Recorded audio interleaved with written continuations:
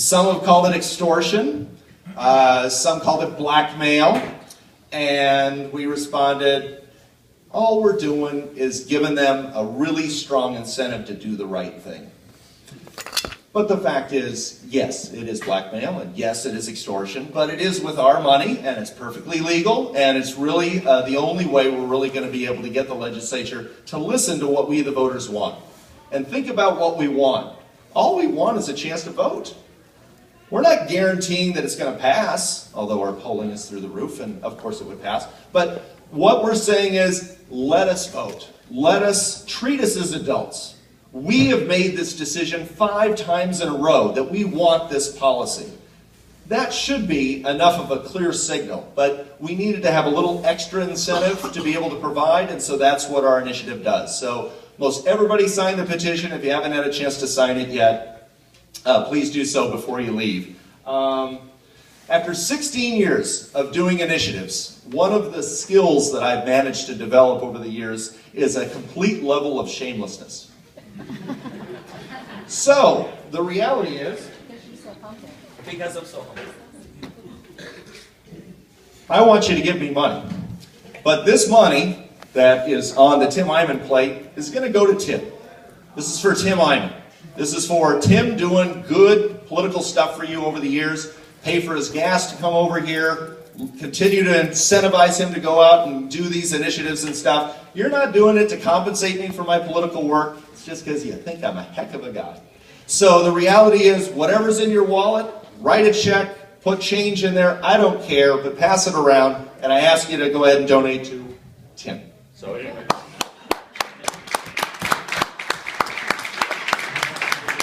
This legislative session, let's talk about the session. This is so exciting, really. First of all, Norm Johnson. Let me talk about Norm for a second. There's this abysmal, vile, unconstitutional Democrat bill that would eviscerate the initiative process down in, and they're passing it down in Olympia. They're trying to pass this thing. Norm was one of those Republicans who said, this is nuts. Taking away the people's right to initiative. He voted no on this bill. I am eternally grateful, Norm, for protecting the initiative process. I love Norm Johnson.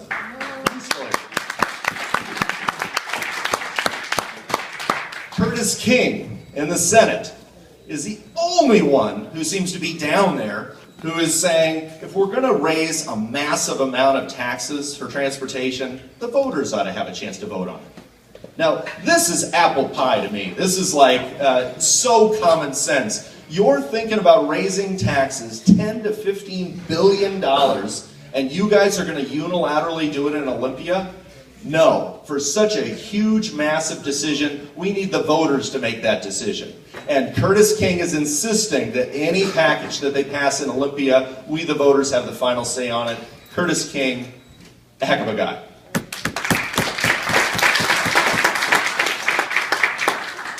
On taxes this legislative session, not so scary. Not so scary. It's really interesting. The House, chomping at the bit, controlled by Democrats, desperately wants to be able to raise taxes. Senate, controlled by Republicans right now by a narrow margin, saying no way. We are going to insist that you guys be fiscally responsible, listen to the voters, and make tax increases a last resort, not a first resort. So they're holding the line. So they're not looking real scary this year. Everyone should be terrified for next year. They're talking about raising taxes $3 to $5 billion next year just for the general fund. $3 to $5 billion. Put that in perspective. Raising the sales tax a penny brings you in $1 billion. That's like 3 or 4 percentage points added to the sales tax. That'd be like tripling the property tax. That would be like quadrupling B&O taxes. And probably next year, also raising taxes on transportation. It is a wrecking crew of an opportunity next year they're going to be having to raise taxes. If we do not have Republicans in control down there, we want as many Republicans in Olympia as humanly possible, like Ben Chauvel, like these guys, because they're willing to listen to the voters. We have to browbeat the Democrats, but at least with Republicans, they already believe the way we believe. We just need more of them down there. So this election is insanely important for us to be able to get out there and elect better people. I want you to help with the initiative. That's critically important. We need that. But elected officials, if we elected more good ones, these initiatives wouldn't be necessary. If they were listening to us, I would literally have nothing to do. You would be able to only concentrate on elected officials. But we need the initiative process because unfortunately, too often, one of the chambers is controlled by the Democrats, and really the only thing we've ever had is the initiative process. So to highlight again some of the various initiatives we've done, the lower car tab taxes has saved the taxpayers of the state a tremendous amount of money. I mean, we're talking of the $26 billion we've saved, that's really about $20 billion of the money that we've all saved is because of those lower car tab taxes. And so, would the Democrats have ever passed legislation lowering our car tabs without an initiative? Limits on property tax increases. People are dying out there, getting taxed out of their homes, and yet no matter how many people you talk to, would Olympia ever have passed anything that would put any limits on property taxes if not for that citizen initiative?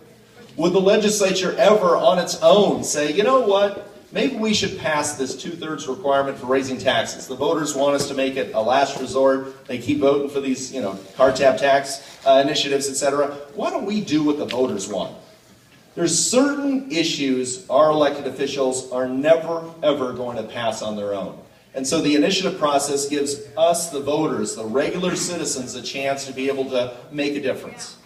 And the thing that has always kind of scared me a little bit about Olympia, that I think everyone needs to be reminded of. Some people get kind of critical of the initiative process, but think of this jaw-dropping statistic.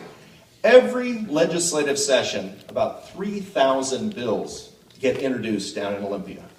3,000 ideas that they're considering. Out of these 3,000 ideas, about 500 of them become law every single year. That's what's coming out of Olympia. Initiatives. Maybe one or two, sometimes three qualify for the ballot. And you and I get 6 or 7 or 8 months to educate ourselves on what's in the initiative, what's actually written into it. We can examine it, we can think about it, etc. And of those initiatives that qualify for the ballot, voters statistically approve half and reject the other half. So voters aren't just voting yes on all of them, they're picking and choosing, pondering it, thinking it through.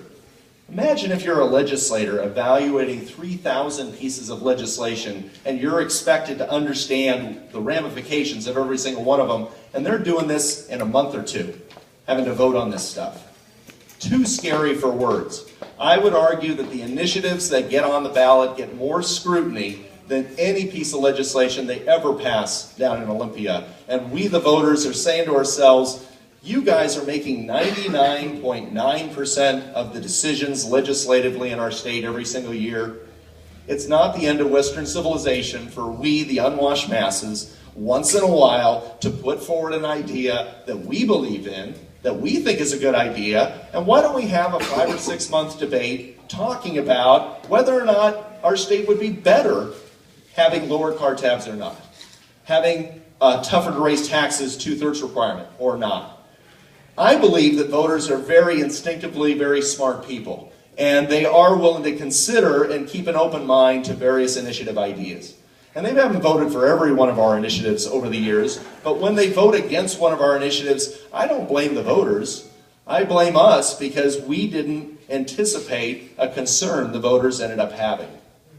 I remember one year we did an initiative on property taxes. The voters rejected it, and they said, well, you were outspent $6 million to nothing. Do you think it was the money that ended up killing it? And I said, I just think we ended up putting forth an idea that the voters didn't support. Now, that is about as common sense an answer as you can give, because by definition, the voters didn't support it. But I didn't try and blame somebody else. It wasn't somebody else's fault. It was our fault, because all you can do is put your ideas out there and let the voters take a look at it. And with every initiative that we've ever put forward, our opponents try to make it into, well, it's an Eyman initiative. It's an Eyman initiative. You don't know whether or not that's good because it's an Eyman initiative and stuff. And I always think that that is so funny Because if you really think about it, yeah, I voted for all 15 of our initiatives and stuff, but the reality is the voters are the ones that are making the decision. And they don't care who's the sponsor of it. What they care is what's in it. And if it fits their value system, they don't care who the sponsor is. And every initiative that we put forward that is passed, did they pass it because of my incredibly sparkling personality? Did they vote for it because, gosh, I really like that Tim Eyman's pluck. He's kind of colorful and all that. No, they voted for it in spite of me. They probably heard this obnoxious guy on the TV, on the radio. He's kind of a jerk, but I kind of like his idea. So the reality is, as an initiative sponsor, as an activist, your goal is not to be well-liked, is not to be well-respected. And on that front, after 16 years, I think I've accomplished that goal. But the goal of an initiative activist is to be effective, to put your ideas out there and let the people vote on them. And after 16 years, we've managed to get 15 ideas before the voters. And I think that that's 15 successes, because it means that 15 times the voters had a chance to consider an idea they otherwise wouldn't have had a chance to vote on, that we had a debate over limiting government and whether or not this initiative limits government in a way that we're comfortable with. I mean, that's insanely a gratifying thing. I got a business degree out of Wazoo. I envisioned myself, captain of industry and running some kind of small business or whatever. But for whatever reason, God, fate, whatever, chose for me a different path. And I can't tell you how much fun this stuff is. I mean, it is fun. We're making all the right people mad. We're putting ideas out there the voters are having a chance to vote on. And I'll just close with this. Oh, and actually, any questions at some point. But I remember somebody made this point. I thought this was really appropriate. They call it the rocking chair test. And what you're supposed to do is visualize yourself 80, 90 years old, sitting in a rocking chair, looking back in your life and saying, do I regret the things that I did?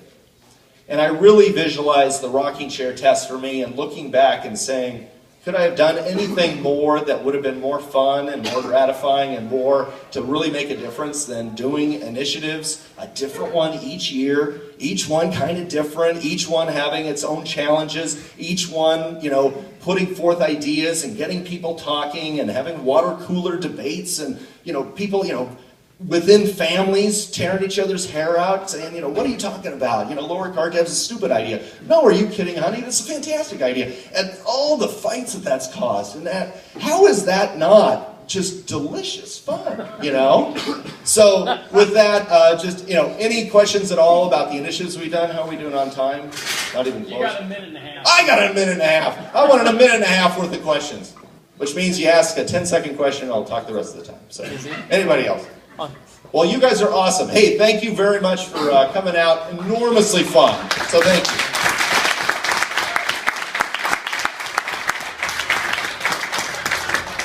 And if you want a petition for our I knew that was coming.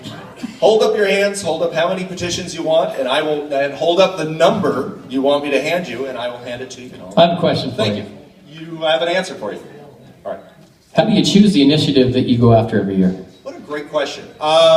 We usually spend the year before trying to figure out the area where government is failing the most. And as you can imagine, that's a very lengthy list. Huge, monstrous list of all the areas where the government's not listening to us, and try and find the one where we think that one is the one. Yeah. And so that's, it's just examining what's out there, reading every newspaper, reading every single thing that's out there, getting emails from beautiful, wonderful people like you, telling us whether or not this is something we ought to do and stuff. So it's a remarkably interesting, interactive process and stuff. He did say, get your email address. I do have a sign-up sheet, but I totally forgot about it. So try and look at that as well. Thank you, guys. Page. Yeah. Thank you, Tim. Awesome. Thank you. Take that money and run, as Steve Miller would say.